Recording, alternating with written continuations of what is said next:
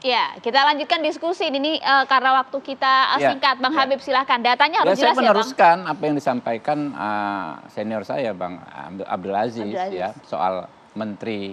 Ya ada menteri sosial itu Bu Risma ya. Itu kita juga laporkan. Ada laporan, ada masalah ketika pertemuan SDM PKH, program Keluarga Harapan. Ya kan, nah, inilah yang ada pose 3 jari dan lain sebagainya. Itu kan program yang dibiayai oleh pemerintah gitu loh. Kok bisa ada pose 3 jari? Nah, itu kami sampaikan. Jadi kalau tadi dikatakan lewat menterinya ya kan bansos ini bisa dikapitalisasi secara politik, ya kurang lebih dugaan. Ini kita ngomong dugaan ya. Jadi masing-masing pihak juga saling menduga dan mengklaim. Ya makanya sikap kenegarawan itu penting. Ya, saya sangat sepakat dengan senior saya Pak Eka Gumilar ya. Sikap kenegarawan penting, yaitu tidak melakukan apa yang namanya abuse of power. Tapi di sisi lain ada juga sikap kenegarawan yang penting. Tidak menuduh tanpa bukti, tidak membangun hoax, ya tidak kalau udah ada laporan pasti ada bukti dong. Yang nggak sesuai bukti pasti ada bukti. Yang nggak sesuai apapun penggunaan kekuasaan enggak. Ada laporan kan belum tentu terbukti dong. Ada laporan kan lalu diverifikasi formil, material, diregistrasi, diperiksa, baru terbukti atau tidak. Yang nggak sesuai yang mana? Iya banyak. Coba. Contoh misalnya, salah satu makanya saya nanya. Tuduhan misalnya, ya kan kami menggunakan bansos untuk kepentingan politik, yang mana? Laporkan gitu loh. Nah ini menurut kami tidak sesuai. Oke, langsung jadi jawab Bang. Gak ada intervensi itu, buktinya apa? Iya, saya bukan tidak setuju dengan narasi-narasi. Langsung saja Bang, buktinya apa? Kan ini sedang diproses ya laporannya. Iya, soal pembuktian kan nanti di Bawaslu kan kita. Yang Anda punya untuk dilaporkan ke Bawaslu? Iya, ke Bawaslu kita akan laporkan, belum dalam proses pelaporan. Buktinya belum mau dikeluarkan sekarang gitu ya, nanti. Oke. Nah, saya maksudkan begini, jangan saya bukan tidak setuju soal narasi ada masalah dilaporkan. Memang begitu sistem negara hukum kita seperti itu. Tapi begini, ini presiden ini kan simbol sebagai pimpinan negara, pimpinan bangsa ya gitu. Nah, jadi simbol ini kalau dalam konteks sistem misalnya tata negaraan juga, dia menjadi simbol seluruh lembaga-lembaga negara, badan-badan negara atau aparatur begitu. Dia sedikit saja dia mengambil sebuah keputusan, tindakan yang salah terhadap proses pemilu ini akan berakibat fatal pada proses demokratisasi kita ini. Nah itu yang kita lihat, karena di atas hukum atau perundang-undangan juga kan ada etika, tertinggi itu kan moral dan etika itu. Nah ini yang harus kita lihat juga, karena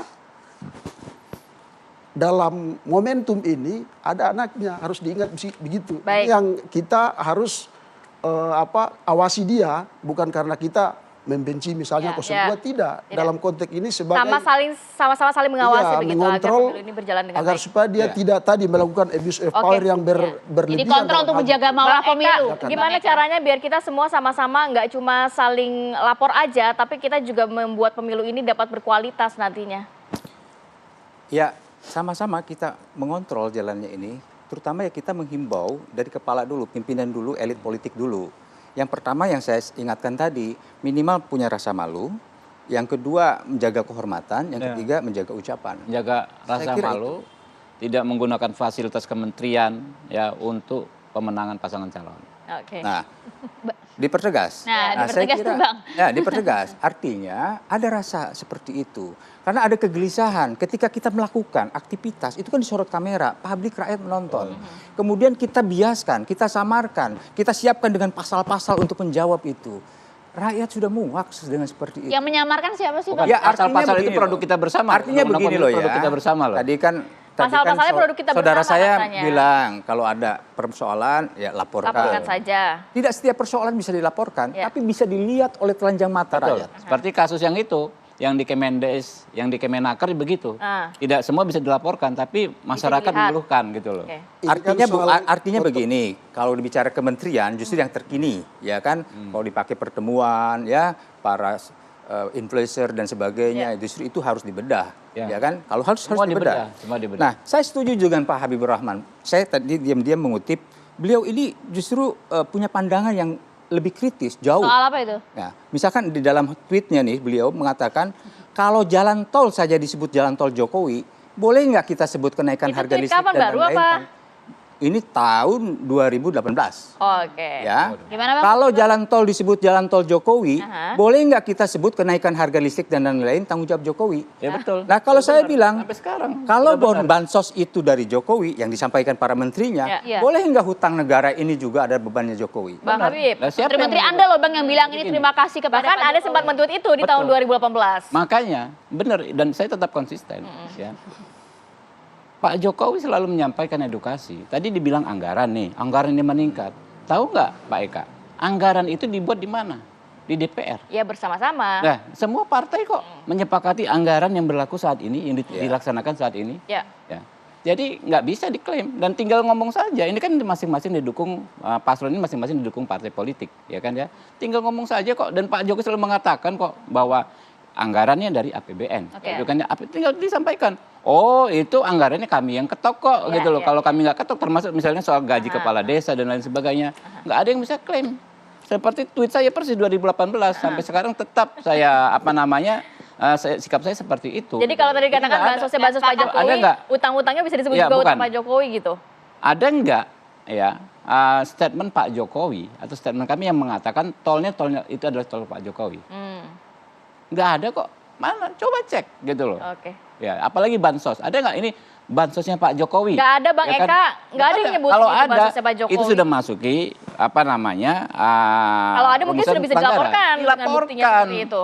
Nah kalau misalnya kita menyepelekan, menyederhanakan soal lapor melapor, menurut saya itu ya nggak pas. Karena disitulah kita bisa ketemu. Kalau soal etik, ya kan ya, masing-masing mengklaim paling etik berdasarkan kepentingan perutnya sendiri. Oke, gitu singkat kan. Bang Eka sebelum ke Bang Aziz. Yang mudah sekarang zaman Google. Kalau kita kecurangan yang paling muncul banyak mana? Di Google banyak, simple.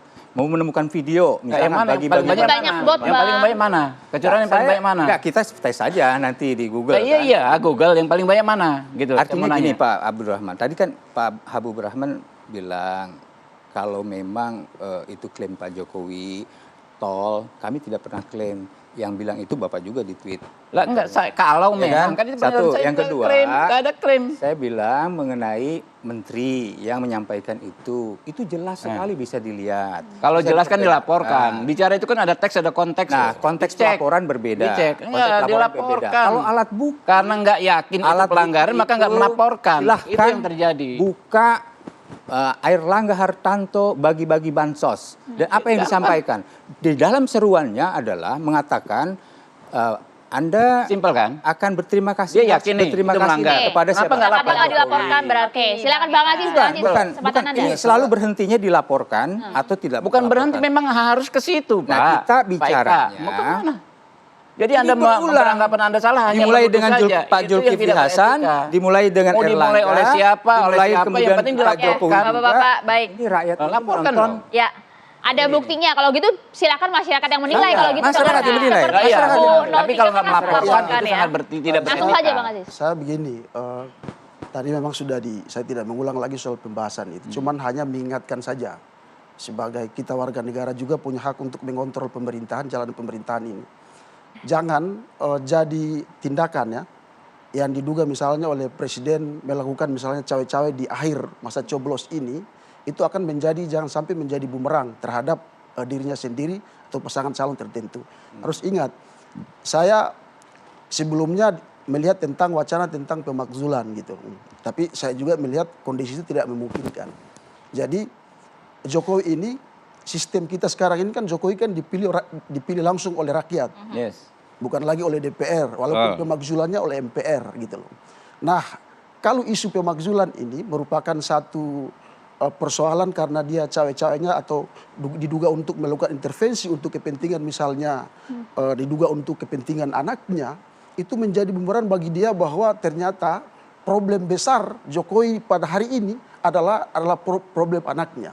Dan ini rakyat juga kalau misalnya tahu bahwa ini intervensi untuk kepentingan anaknya, itu menjadi bumerang. Rakyat juga akan tidak memilih terhadap pasangan yang diinginkan. Ya, Itu yang semua saya- berada di tangan Silakan. rakyat. Itu kan Oke, tuduhan. Ya kan pemakzulan buktinya sampai sekarang nggak jalan. Gitu kan. Kalau coba jalan aja, bisa nggak jalan pemakzulan?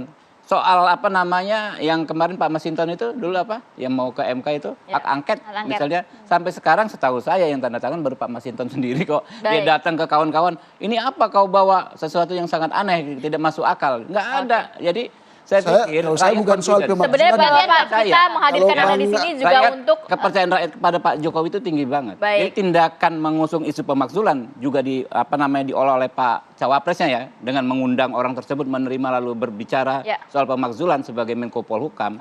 Justru menurut saya akan mendapat kecaman dari rakyat. Kita nggak bahas itu sebenarnya. Saya bukan soal kalau pemakzulan, saya rakyat. termasuk orang yang mungkin tidak begitu meyakini dengan dinamika politik di parlemen gitu.